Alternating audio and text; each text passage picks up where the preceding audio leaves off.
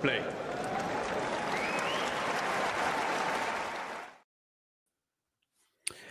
Hello, guys. So let's talk about the men's qualifying. This is going to be just men's because honestly, women's I just haven't really had time to follow it. It's so consuming, the U.S. Open qualifying, especially the last 30 minutes or so. It was just incredibly so like a thrill ride, and I just really had no idea how this was going to end for both matches. It was entertaining. It was a lot of choking, and you kind of know why, because like this is the moment when the players are the most hungry, right? This is the moment when the players are kind of like both of them. You know that they're going to be extremely determined to win this match, and well, this is kind of a battle for like what $100,000 or something like that. So yeah, I mean, it's just insane. And I think we're just going to talk about basically every single qualifier. So at the very top of the draw, we had Diego Schwartzman, who's well, I was not expecting really to qualify. I think that after Wimbledon, he took like 2 months off. And well, with him retiring in Buenos Aires, we know that this can do some very different things to like the mindset of a player. Some players just like have this sort of last dance mentality, right? And they just pick themselves up. They are really motivated to kind of get out on a good note. Whereas with Diego, I kind of thought he might be more the Dominic Thiem route, where like since announced his retirement, it seems like he's only trending downwards. But Diego comes in after like 2 months. Okay, it was a pretty easy section. Like it was very open. Pretty much anyone could have qualified there. But in the end, he does end up making it without losing a set as well, which is pretty crazy too. Defeating Pellegrino, Tirante, and Gaubas. I think especially the last two wins, really decent stuff. Gaubas maybe not as experienced on hard courts, but still a talented player. Tirante maybe could have returned better, but still, yeah. I mean, Diego making it, of course, is a big story. Personally, I think that he's going to be eaten for breakfast probably at the U.S. Open. Actually, by the end of this stream, we probably will be able to tell you where the qualifiers are placed as well. So I think I'm going to talk about all the qualifiers and then check if that is already a thing, if we already have the qualifiers placed, as that would be really cool. Actually, we already have qualifiers placed, interestingly. So okay, they did it extremely quickly, seemingly. Yeah, okay. So actually, while talking about the qualifiers, sorry, I'm just gonna send it to one person basically, who was asking when we're gonna know when the qualifiers will play, will be in the draw. So yes, I'm gonna send him that. And when I'm talking about any qualifier, I will also mention where that person is in the draw. So let me tell you right now. With Diego, he is going to play Gael Monfils. So that's a pretty like big names, maybe players that are way past their prime matchup, but still it's relatively entertaining. I think Monfils is probably going to be the favorite to win it. Still, would it be like outlandish to think that Diego can beat him? Maybe not. Maybe yes. After the North American hardcourt season that Gael had, where he had a bit of a spike in his results, right? But yeah, I think Schwarzman and Fils is well doable for both guys. Like neither will be angry at this draw. I think there were much tougher opportunities potentially for Diego. And second qualifier, we actually got one pole through. Mike Schuck didn't make it today. I'm going to come to that later, but we had Max Kashnikovsky in his slam qualifying debut. I was not expecting that. I was thinking that this was going to be just like an experience sort of chance. Like, yeah, okay, he's going to probably pick up some some good feeling on the courts at the US Open. Of course, he played it in the juniors as well, but just in the seniors, you kind of get the hang of a Grand Slam qualifying event. Probably come back, well, definitely come back next year for probably all four of them. But well, Max actually ended up making it. I don't think it was the most like the toughest qualifying draw. Even Emilio Nava, though, in the opening round, that seems tricky. Nava has come through in many Grand Slam qualifying events before. He has also gotten wildcards at the US Open before. Obviously, is from there, knows the conditions, is going to get a lot of support. But actually, Max, I think, enjoyed playing Emilio quite a lot with the sort of like very attacking mindset that the American has, and he can just kind of counterpunch freely, play on intuition. And later on, he also fared pretty well in other matchups, like against Escoffier today. He was serving great. He had a bit of a choke. I mean, so many players today, honestly, they were getting tight near the finish line, which again just tells you how important this tournament is to every single player, really. And well, Max just managed to handle that situation very well as well. And when it comes to the main draw, he is going to play Pedro Martinez in the opening round.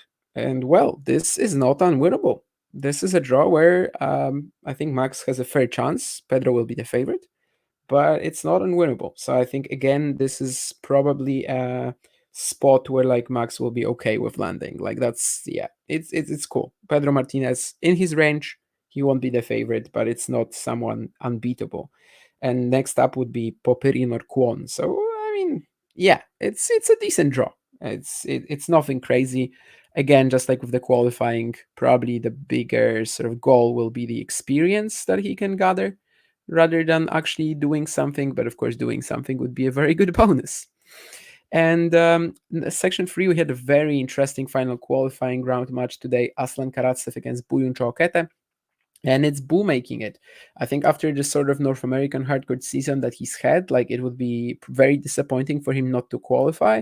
But of course, you never know. I mean, you're playing Karatsev. He's so wild. He's incredible at times, but then he just goes off, and you never really know what's going to happen. He got dominated in set 1, but after that was the good old Buyun Chokete, just super solid, big serve, big forehand, very grindy, very strong physically.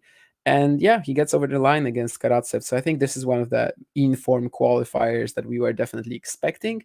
There was just this one wild card well, actually two wild cards of Borna Goyo, who made the fourth round last year and is just really early in his comeback. But the other wild card was Karatsev. And well, he was in crushing form in the first 2 rounds.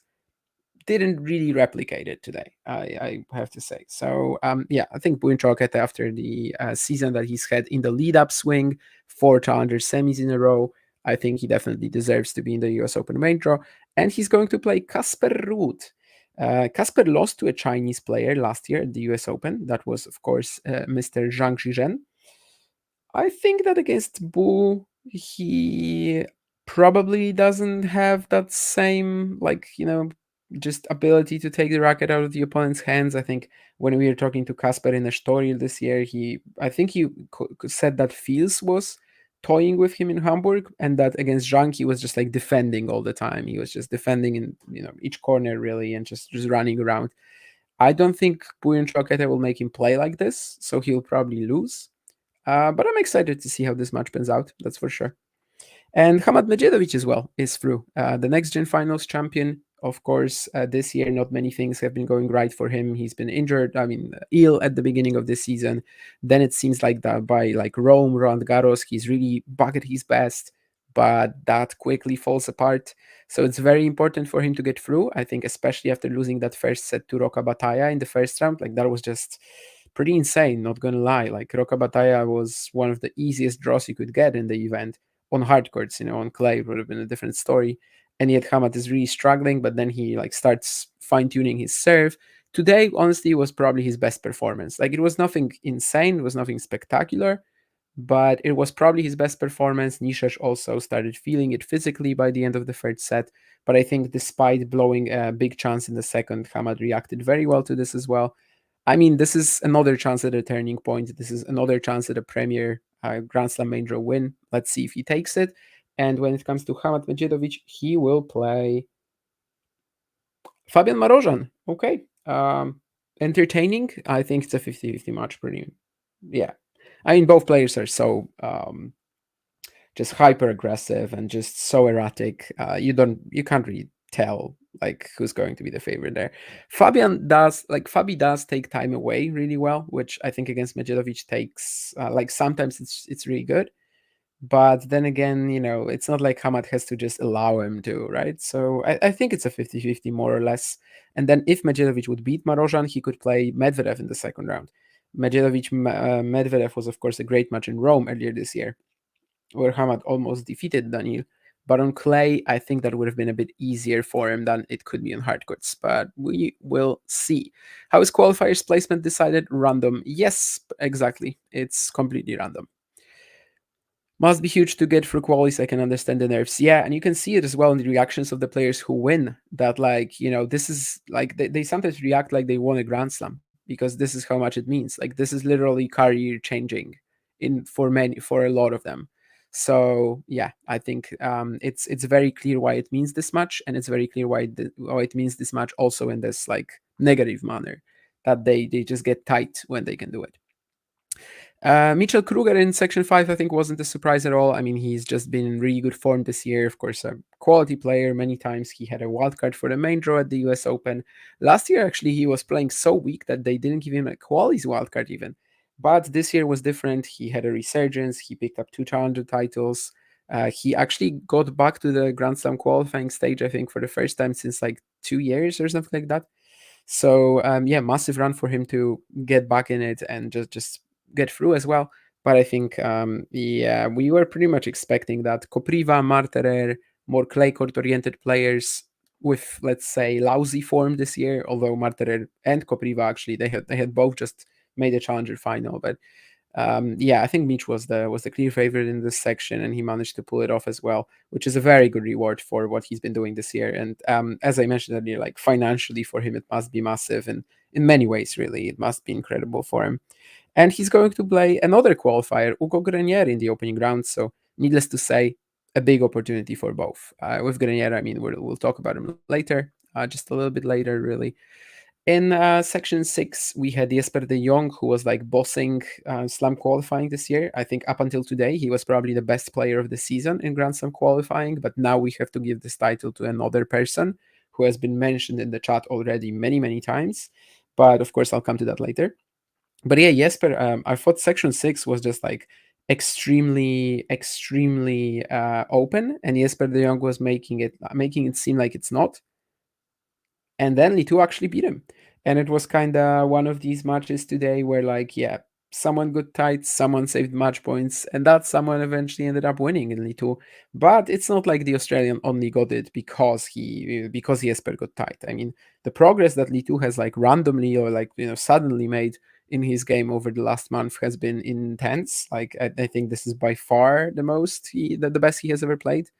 Once upon a time, like a couple of seasons ago, Litu was only that one amazing story, right? I mean, basically giving up on his career in 2014, not playing another pro event for 7 years, then coming back and after like a long period of working as a tennis coach and suddenly realizing in UTR events in Australia that, well, my level is pretty good. Like my level is the best it has been. And well, I mean, for a while he was like just crushing the ITF tour. Then in the challengers, it was a bit up and down. And I thought that maybe the story is kind of over. But no, I mean, over the last month, he's been serving extremely well. He's hitting through the backhand a bit more. He has a one-hander, which tends to be a liability for him, but not really over the last month. And when he lost that first set today against Jesper de Jong, he was 3 love up with a double break, and he lost 6 games in a row. I thought he was done. I just thought he was done for sure. But he comes back, and he also saves 2 match points at 4-5, 15-40, I think. Sorry, in the last set. So today he actually made a pretty incredible upset.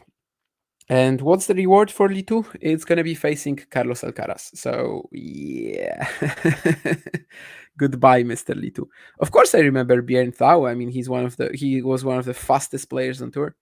Like it's kind of a big conversation, whether it's Monfils, him, or Deminor, maybe who's like the fastest player in tennis history or something like that. And yeah, I get the comparison as well. I think Litu, Hijikata, Thao, they are kind of similar players in that they just have this turbo mode sometimes where they like just track down every ball with insane athleticism and yeah, just intensity. They don't really have like proper weapons, but they have this just incredible ability to get this nitro boost and use it. But yeah, I remember him mostly from like videos and stuff rather than actually watching his matches. But well, I do know who that is. Yes. How much money do they get for Ferdinand Qualies? I have to check, and I honestly don't know where I would check it right now. I'll try to do it while talking about the next qualifier, but we'll see how that goes for me actually. And with the 7th, we had Timofey Skatov, and this is kind of wild because Skatov, like you never really expected, you're just thinking, okay, so Skatov is well not that good on outside of clay, and his results on tour don't really suggest it. and they get 52,000 for the third round of qualifying. So yeah, it's basically doubled if you get to the main draw. So yeah, you could say that they're playing for $48,000, which yeah, it's pretty insane. One match for that sort of amount, and only 14 points. And yes, Katov, you never really expect him to qualify at a hardcore major, but he's done it 3 times already. He's done it at the 2022 Australian Open. That was probably the best tennis I've ever seen him play. The Australia forehand, as I call it, because that was when he had incredible confidence in that swing. And then the US Open 2023 and 2024.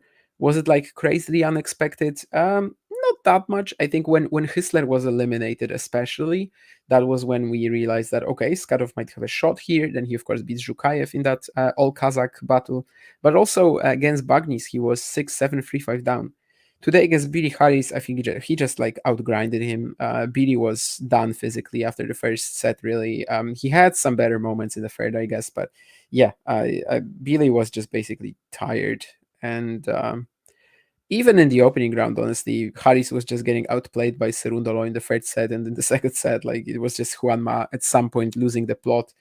But I don't know, Billy Harris just didn't really play that well, honestly, this event, despite getting to the third round, which is also an achievement of sorts. I don't know if this will be enough for him to break the top 100 after the US Open. I mean, we won't know that until much later in the event. I'm talking about Harris because he's so close that even the third round might get him in. Of course, for Skatov, yeah, it's a chance to get himself into another Australian Grand Slam main draw, maybe get his first win as well. But well, it's going to be tricky because he's facing Hubert Hurkacz, which on hard courts should be game over for him. But we will see. Lucky loser doesn't get the money. I assume that just the spot. It's 50-50, I think. I think it's 50-50, yeah. Kamila Rakimova lost in qualies, but she gets Iga. Yeah, that was pretty fun. Oh yeah, and Bjorn also had a decent one-hander. That's true. So I guess that's closer to Ritu than to Hijikata in that sense, because of Once's withdrawal. Yeah. I think it's a 50-50 right now. They kind of added this at some point because they wanted to discourage players from playing injured. Like there was that Dolgopolov thing at Wimbledon 2017 when he retires against Federer, and there was like a lot of retirements in the first round there. And basically, the organizers just knew that players are showing up with injuries in order to get the money. So they made this rule about the 50-50 split, because in that case, like some of them will just say, okay, so I'll take the 50-50, and but I'm not going to play. I'm just going to let the next guy in. And it seems to be working pretty okay. Like we get quite a lot of lucky losers usually at slams. So far, no spots open on the men's side. I'm going to also mention it at the end who's like who are going to be the guys in contention for that lucky loser spot. Unfortunately, we're not going to know who was drawn first because they still do the draw. Even if there's 0 lucky loser spots open, they still do the draw between the 4 highest ranked qualifying round 3 losers. But yeah, we're not going to know it. Actually, I can tell you now. So in the draw, there was Karatsev, De Jong, Haris, and Marterer. We've already mentioned all of these sections, actually, even. But yeah, these 4 players were in the draw. I don't know who was drawn first because that's usually not made public. So like, unless you know that from a player, you're not gonna know. Like, you're not gonna find that info really, unless someone shares it and it's coming from a player or from someone at the tournament. But yeah, so far no lucky user spot open, so it's going to be a lot of anxious waiting for these 4 guys, and maybe even more. Like Luca Pui is the fifth guy in line, for example. After the first 4 players is just off the list, then without any more drawing and stuff. And yeah, number 8, we had Gabriel Diallo pulling through. This is another gritty qualifying campaign. We knew that he's one of the players in form going into the event for sure. He won that challenger a month ago, and he just totally was like in God mode there. But this was not God mode. This was more guts. He was 3-6, 3-5 down to Droget. Um, I mean, it might be that Diallo has made that leap, that he's really likes going to, just play up to his potential really soon. I'm not quite ready to say it, but I think it's also like similarly to Medjedovic, it's kind of important for him to get through matches like this where he's not playing his best, because this is something he's not really known for yet. So, well, this was it, like not playing his best but winning. And well, where does that put him in the main draw? He is going to play Jaume Munar. So yeah, winnable. I mean, Munar has been pretty good last 2 weeks, I guess, on hard courts. Cincinnati, he almost beat Draper. Winston-Salem, he almost beat Goffin. But still, if you land Jaume Munar in the opening round of a Grand Slam on hard courts or on grass, you gotta like this draw. Like you'll be thinking, okay, like this is something I can work with for sure. So yeah, I think Diallo will be with a chance. He almost won his first Grand Slam match at the French, but of course Kei Nishikori, the goat of deciding sets, managed to stop him there. 9, we have Joao Fonseca, and of course, this is one of the biggest stories of today as well. Joao not making it through. He is not going to be a lucky loser unless there's like 8, 9 withdrawals or something like that. So, yeah, I don't think that's going to happen. But basically, the win over Klein was pretty insane, I think, by his standards. Like he just started playing so smart in sets 2 and 3. It was windy, so he didn't like go that deep into just trying to blow Klein off the court as he did in the opening set. But he actually started using the slice intelligently and just being a smarter player in terms of choosing his targets and choosing the opportunities to attack and more carefully and extending the points, which Klein couldn't really handle. And after that, a little bit of a disappointment that he couldn't beat Speed City for him today, for sure. But Elliot, I mean, 2 years in a row, he's been ranked the number one college player in the country. He's obviously a very good prospect as well. And anytime he's in US Open qualifying, he's doing damage. 2021, when he got his first wild card, he already won a round. Last year, he retired in the final qualies round, and now he actually makes it. The second set was insane. Speed City had 3 match points in a row, 4 in total. He doesn't make it. Then the last game is also pretty crazy. And yeah, Fonseca Speed City just ended up being a massive battle. Elliot probably serving a bit better than Joao and also just being the more stable player. He had some issues taking it, like he had some issues to close it out for sure. Then you kind of saw the gap in talent, where like if Joao is gonna like be okay, I'm locking in, I'm not gonna make an error. He probably won't, and Elliot doesn't really have the forehand to put him away for good. But eventually he managed to get over the line, and I can't say it was undeserved. And well, Speed City in the main draw is going to play Alex Mikkelsen and then potentially Yannick Sinner in the second round. So yeah, against Mikkelsen, it will be tricky for him. I think. Mikkelsen kind of does similar things but better, and that's a problem. But it's also not an unwinnable matchup, right? It's just that even if he would somehow get it done, yeah, I don't know if he beats Sinner. Sorry. Yeah, it's getting pretty late, so I'm yawning a lot. But I can tell you, I mean, he won't beat Sinner. So yeah, maybe Mikkelsen, but it's still a long shot for Elliot, I think. Mr. Radu Albot, I mean, it's time we start calling him one of the qualifying goats. He's already done this 10 times, including 3 at the US Open 2014, 2017, and 2024. Luka Vanash was, of course, the key win in the second round for Radu. 6-2, love 6, 6-4. Very tough because he was love 3 down in the deciding set. And guess what? Today he was also love 3 down in the deciding set. And he was actually also one of these players who were just struck by nerves because he was 6-4, 5-3 up against Mochizuki. And well, even a player like this, even someone with so much experience, can actually just fall apart in a Grand Slam final qualifying round, which is also quite telling in terms of how much pressure there is on the guys there.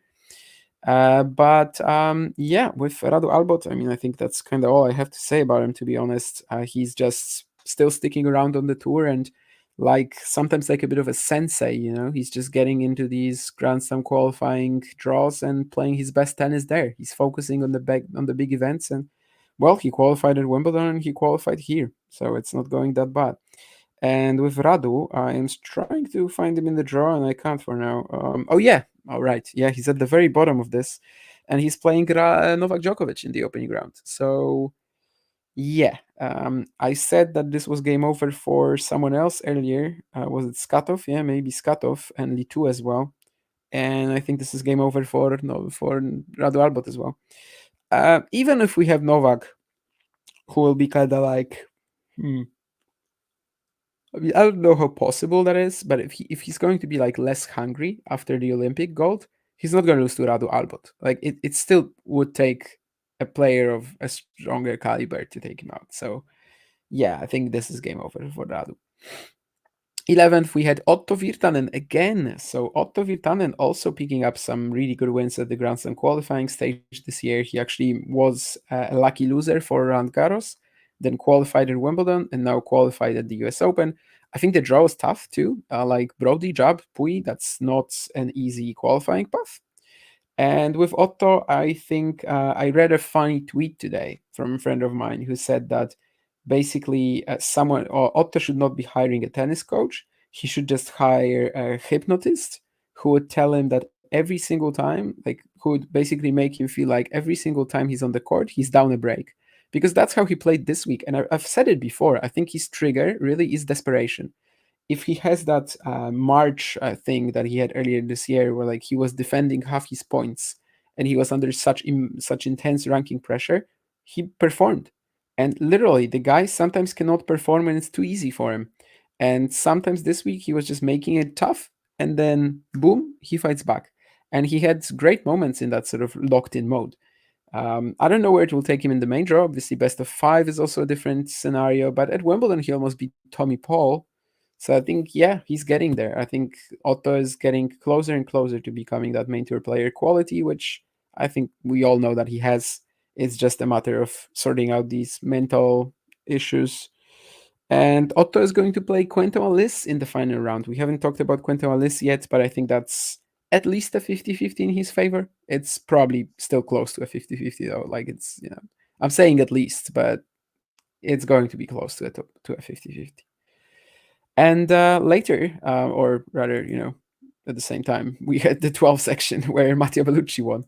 And I think if I'm going to claim that Mattia was the best player in the qualifying draw, would that be a stretch? Would that be something that anyone is going to take offense with? Probably not, right? Like the form that he's been in since Roland Garros qualifying, really. And by the way, he's 9-0 in his last 3 qualifying attempts. It's been incredible. If he won that carry final last week against Safiulin from 6-1, 4-1, he would have been just, in the top 100 now and chilling. Because he's not, and because he's defending a title right after the US Open, and because he's defending actually quite a lot of points until the end of the year, I think it's obvious he's still going to get that top 100 spot in 2025 at worst. But he can probably also get it here. Maybe even the qualifying will be enough.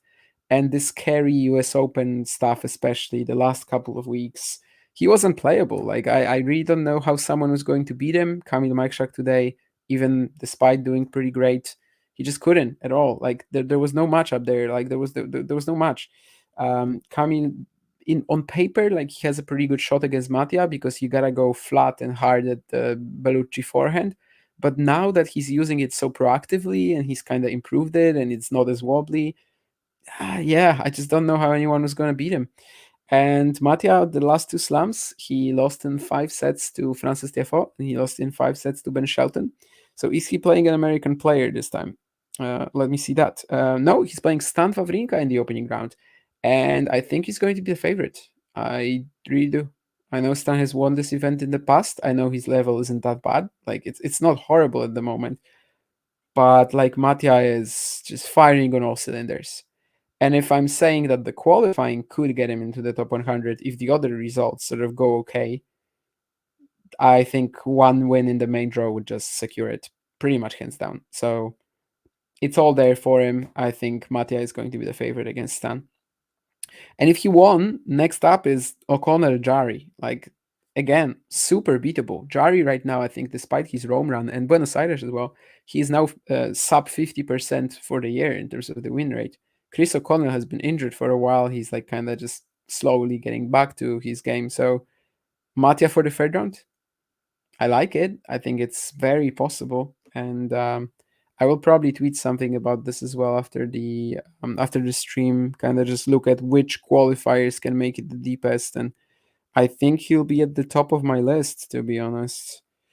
If I'm looking at this, most of the qualifiers, like if they're not facing a tough draw right away, then usually they have someone tricky in the second round, and that's clearly not the case for Mr. Mattia Bellucci. The second round he has is actually pretty winnable.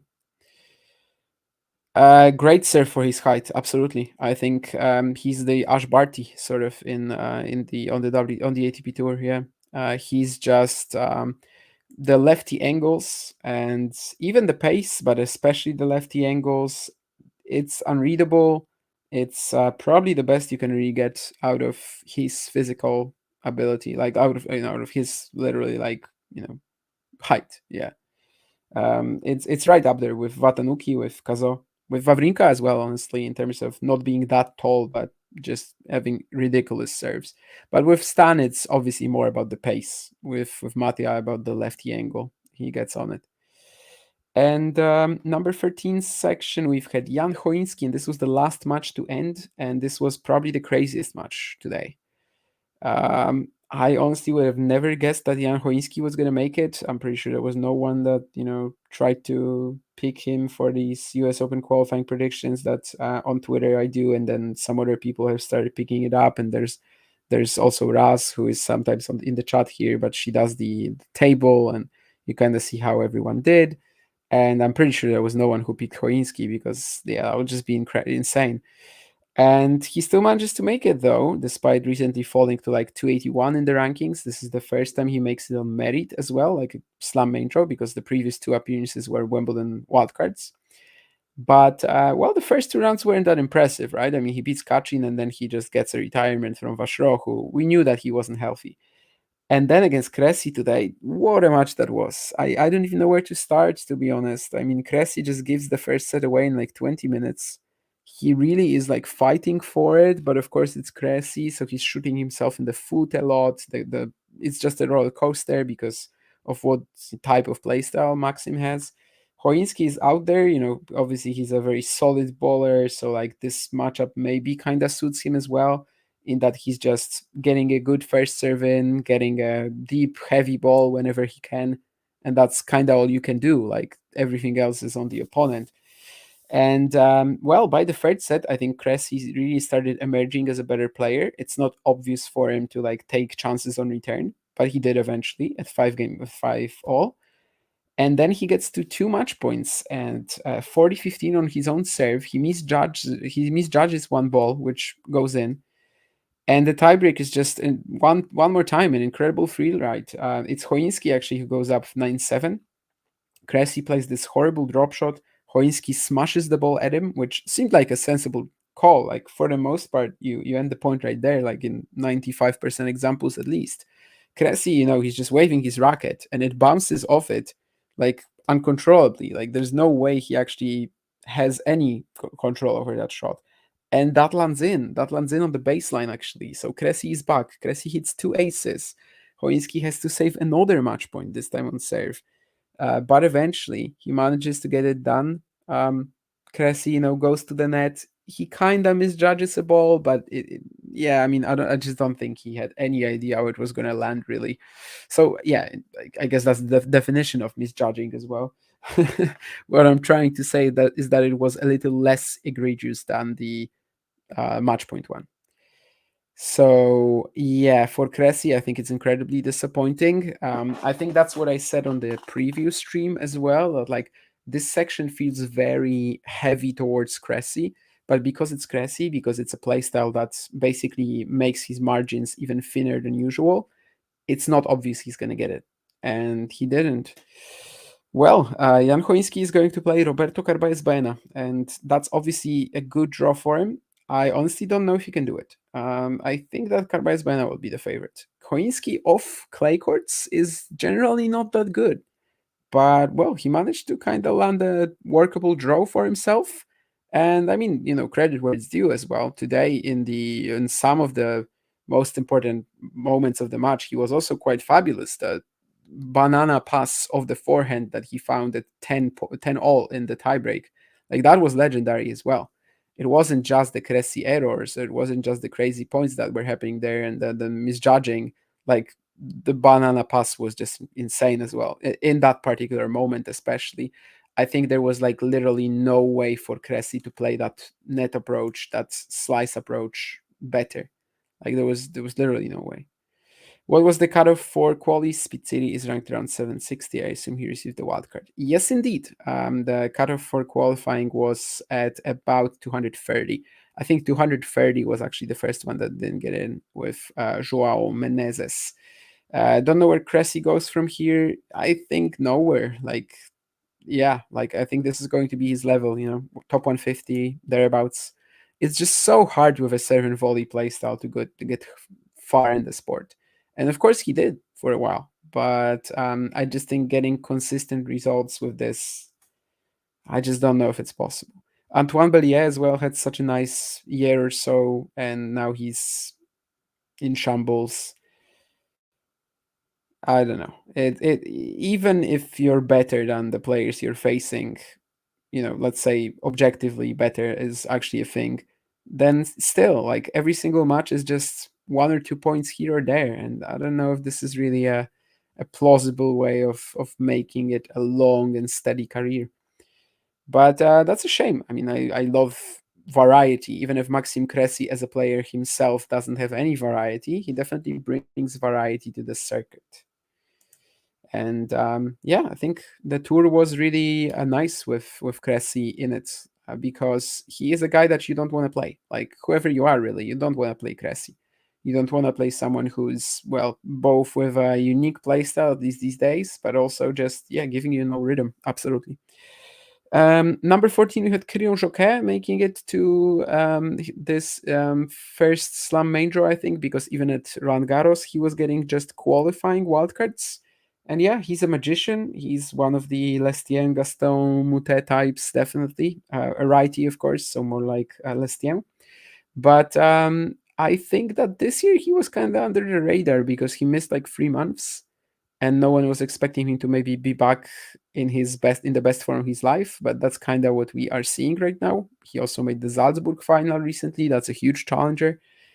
And yeah, I think this qualifying draw basically had him save a match point against Hong. Definitely like a slightly easier path, but I think we knew this about section 14 before it started, that this was going to be an open one and that literally anything can happen. Jacquet is fun to watch. I don't know if he's ever going to be like, main tour quality. We'll see. Maybe if he gets experience at the top level, it's going to be easier for him to even like keep developing his game. Of course, Lestien, so the player that I kind of compared him to, he only started like being a threat for top players around maybe the age of 29. So maybe there's also some hope like this for Jacquet. He's much younger than that. But yeah, he's going to play Grigor Dimitrov in the main draw, and that's probably game over for him too. Grigor is so experienced, Grigor is so athletic, Grigor is also so skillful in terms of his hands that he's probably going to respond to most of what Jacquet throws at him pretty well, I would assume. So yeah, that's kind of where I'm at with Jacquet here. Then we have Hugo Grenier as well. I already mentioned him earlier, another Frenchman as well, by the way. And I think we're going to end with 3 French qualifiers, in fact. And Hugo Grenier is one of the players here who kind of also went under the radar, I believe. Partially that's because of his game. I mean, he's just so brutally solid. He hits a good serve. But then after that, he's just pretty defensive of the ground. And he was also just like speed running through his matches. He dished out a bagel to Varias, he dished out a bagel to Passaro. Today was pretty tricky because he also was one of the players who got tight near the end. There was even a large chunk of that tiebreak, or like the last couple of games before the tiebreak, where you thought that Su was maybe going to get the second set, even though Grenier was on for like a perfect qualifying campaign earlier. But he was also on a pretty nice North American hardcore challenger run, I think like 4 quarterfinals in a row. So yeah, it's not the first time really he gets for a Grand Slam qualifying either.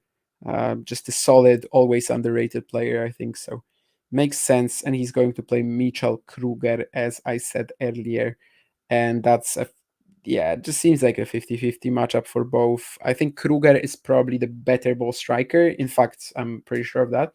But it's pretty tough to say how Grenier's playstyle will kind of just influence his, and yeah, how much he can actually do against someone who's going to be firing big serves and then being consistent off the ground.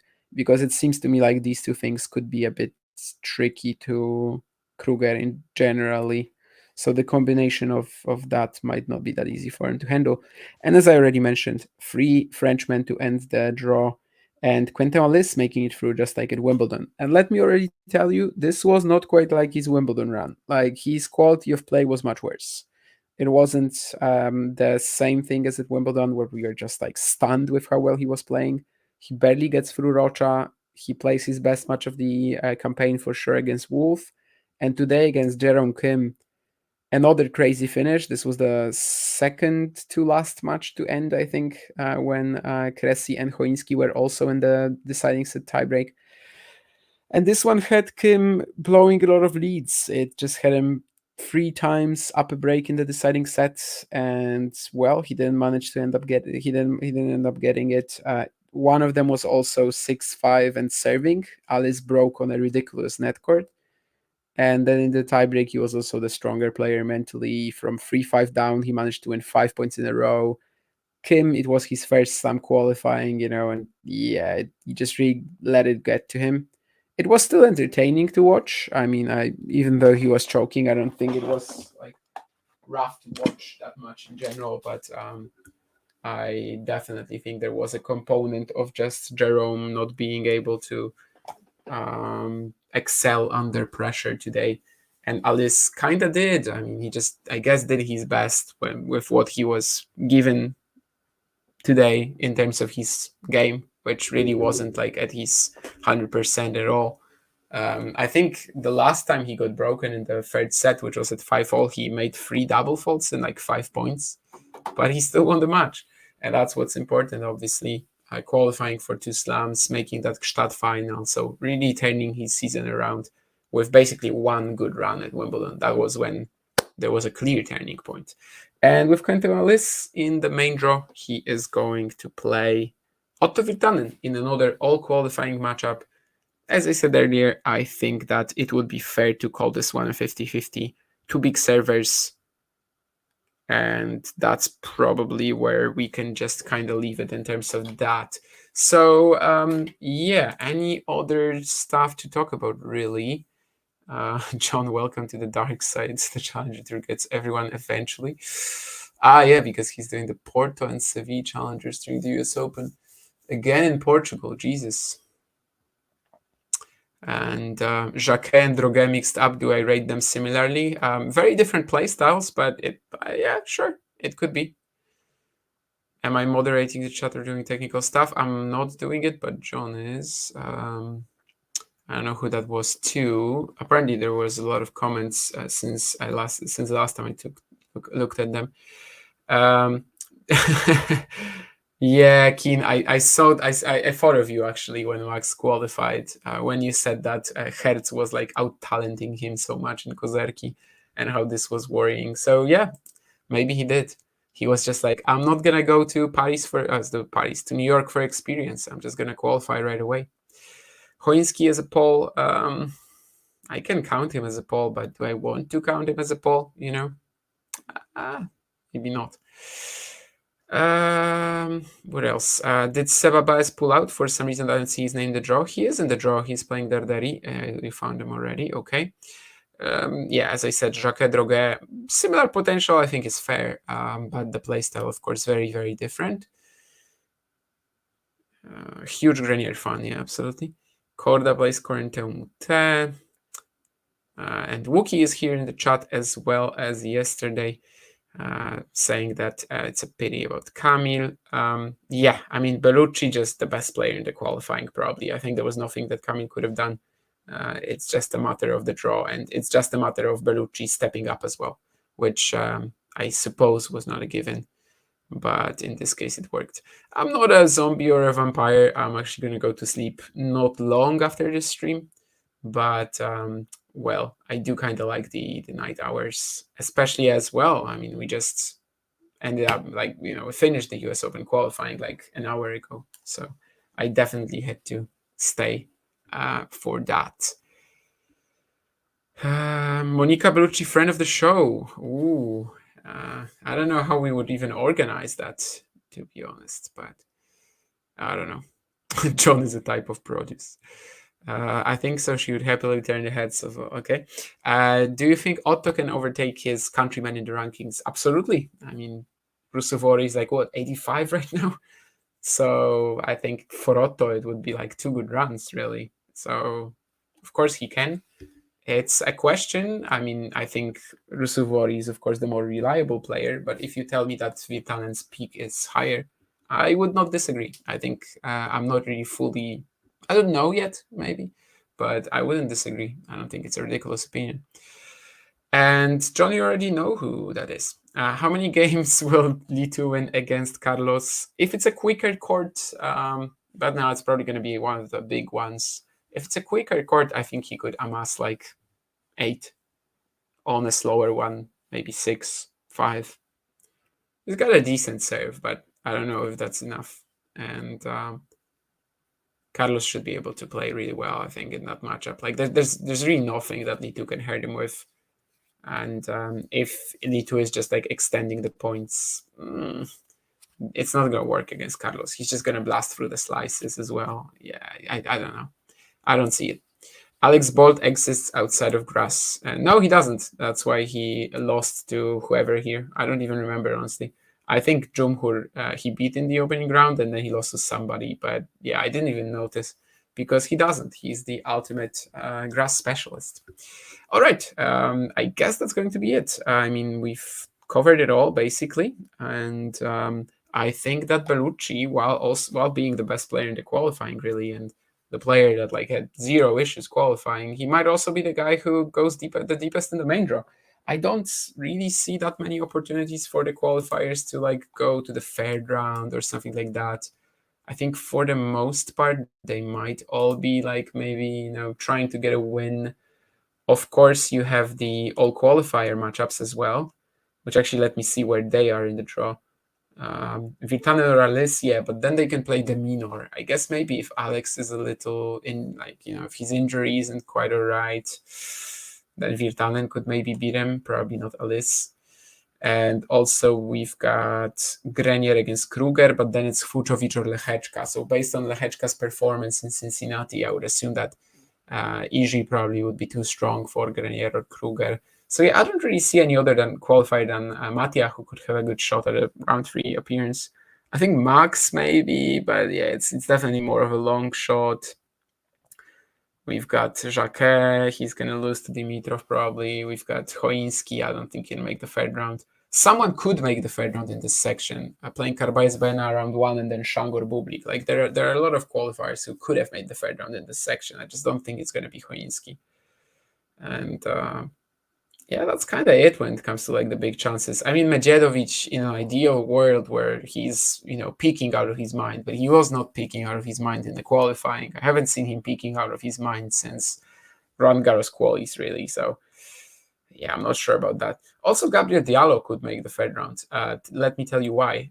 Let's say Lerner Tien beats Arthur Fils, which isn't impossible, and Diallo beats Munar. And then we get a Diallo Tien in the second round. And I think Diallo is the favorite there. So maybe Gabriel Diallo is the other contender.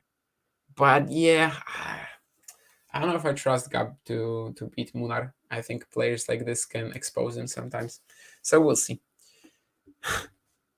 Yeah, Ghosty, I'm not going to take a massage from an Italian person. Don't worry. And yes, that's going to be it. 10K before the US Open ends. Here we go. Yes, Brycey. Of course, keep tuning into the Talking Tennis content. We're definitely going to have the ATP Weekly, WTA Weekly over the weekend. Probably some Winston-Salem, Cleveland / whatever commentary as well at some point, I would assume. And also, yeah, the US Open is coming. And of course, we're going to be streaming and doing a lot of content there. So 10K, let's go. In the meantime, I'll see you guys, and it was fun as usual to talk US Open qualifying. One of the best weeks of the season, one of the best 4 weeks of the season, and you can probably guess what the other 3 are. See ya.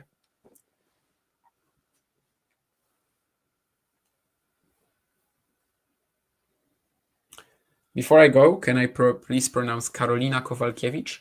I don't know who Karolina Kowalkiewicz is, but I just pronounced her like twice.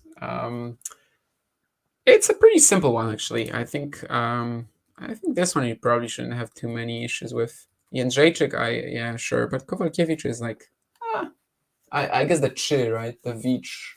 You have to know that it's v, not like, Kowalkiewicz or something like that, which is obviously a very common mistake for English speakers. Oh, she's also an MMA fighter. Yeah, clearly I don't know her.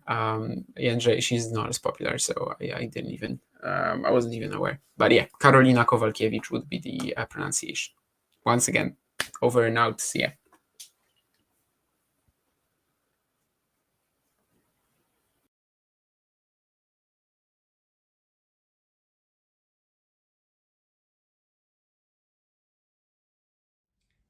If you enjoyed this video, make sure you hit that like button. Don't forget to subscribe and click that notification bell so you don't miss out on all things tennis.